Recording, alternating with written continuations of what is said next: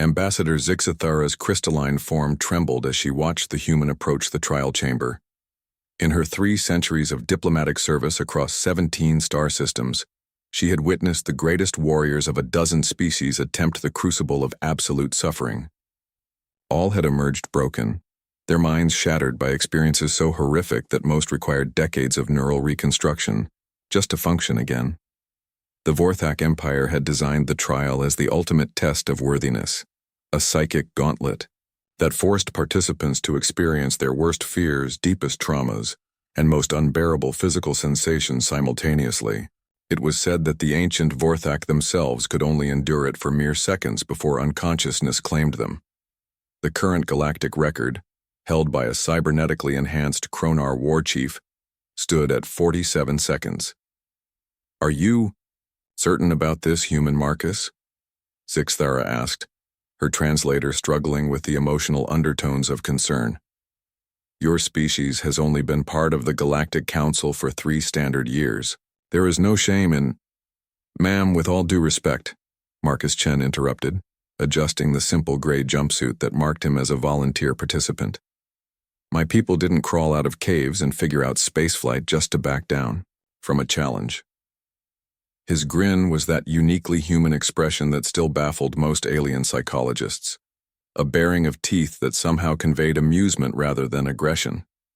The Vorthak Overseer, a towering being of chitinous plates and multiple eyes, activated the chamber systems.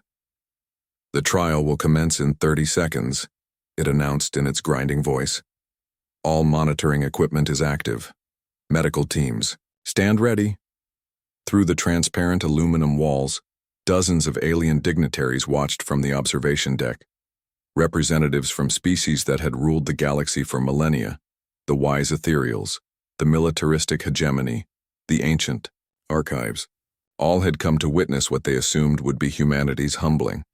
Marcus stepped into the chamber, a featureless white cube that seemed to absorb sound itself, the door sealed with a whisper of pressurized air.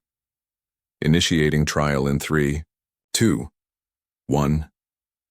The moment the psychic field activated, every monitoring device in the facility screamed warnings. Energy readings spiked beyond previous records as the trial systems automatically adjusted to their new subject, probing the human mind for leverage points of suffering. In the observation deck, beings who had lived for centuries held their breath. The ethereal council members with their vast psychic abilities could sense the raw intensity of what was being unleashed upon the human mind. It was like watching someone walk into a hurricane of pure anguish. Seconds passed, then minutes. "Impossible," whispered High Archival Keeper Nethmore, whose species had catalogued every known form of consciousness in the galaxy. "The readings suggest he's experiencing simultaneous neural cascade failures across 17 different trauma vectors. He should be catatonic." Through the chamber's walls, they could see Marcus Chen standing calmly in the center, his eyes closed, his breathing steady. If anything, he appeared to be concentrating, meditating. At the 10-minute mark, several alien observers began to question their equipment.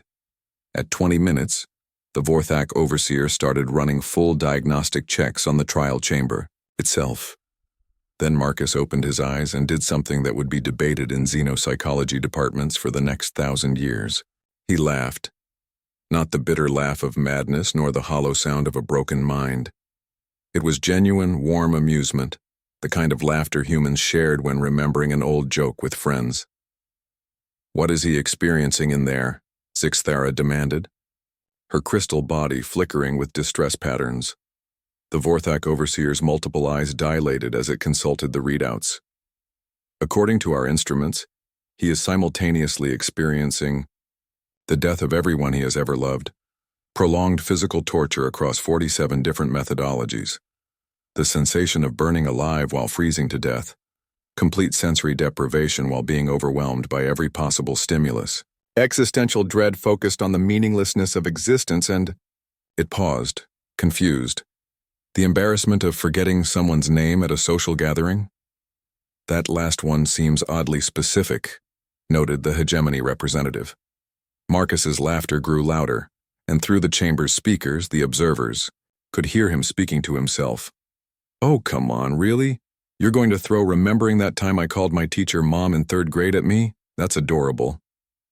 The trial's intensity increased automatically, reading his lack of distress as system failure. Energy consumption quadrupled as it desperately sought a breaking point in the human psyche. Marcus wiped tears of laughter from his eyes. Okay. I've got to admit the existential dread thing is pretty good. Very Lovecraftian. But you know what you're missing? He addressed the chamber directly, as if speaking to the trial itself. Context. He began to pace, gesturing as he spoke. See, the thing about humans is, we're already broken. We live on a death world where everything tries to kill us, including our own planet. We invented gods just so we'd have someone to blame for how unfair everything is. We spend our entire lives knowing we're going to die, that everyone we love is going to die, and that someday our sun will explode and none of it will have mattered. The reading showed the trial reaching maximum intensity, yet Marcus continued conversationally. And you know what we did with all that cosmic horror and existential meaninglessness? We made jokes about it. We created art. We fell in love anyway. We decided that if nothing matters, then we get to choose what matters to us. His voice grew stronger, more confident. You want to show me my worst fears? I live with them every day and still get up each morning. You want to torture me? My own brain does that every time I try to fall asleep and remember every embarrassing thing I've ever done. You want to break me with suffering? Marcus spread his arms wide, grinning at the chamber walls. Buddy, suffering is the human condition. We've been dealing with it so long, we've gotten good at it. At the 30-minute mark, something unprecedented happened. The trial shut itself down. Not from system failure or power loss, but from what the Vorthak overseer would later describe in its report as psychological incompatibility with subject's baseline mental framework. The chamber door opened, and Marcus Chen walked out, stretching like someone who had just finished a pleasant nap. That was fun, he announced to the stunned observers. Kind of like a really intense meditation session. Very therapeutic, actually. When can I go again? The silence in the observation deck was profound. Species that had terrorized the galaxy for eons stared at this small, seemingly fragile being who had just treated their ultimate weapon like a spa treatment. Ambassador Zixathera finally found her voice. How? She asked, simply. Marcus considered the question seriously. I think, he said slowly, it's because you were trying to show me a nightmare. But you don't understand. Humans live in the nightmare. We just decided to laugh at it instead of letting it win. He looked around at the assembled aliens, his expression kind but confident. That's the thing about humanity. We don't endure suffering because we're tough. We endure it because we're stubborn. And we've got a really weird sense of humor about the whole thing. As word of the humans' impossible feat spread across the galaxy, a new understanding began to emerge among the various species. Humanity hadn't conquered the trial through superior strength or advanced technology.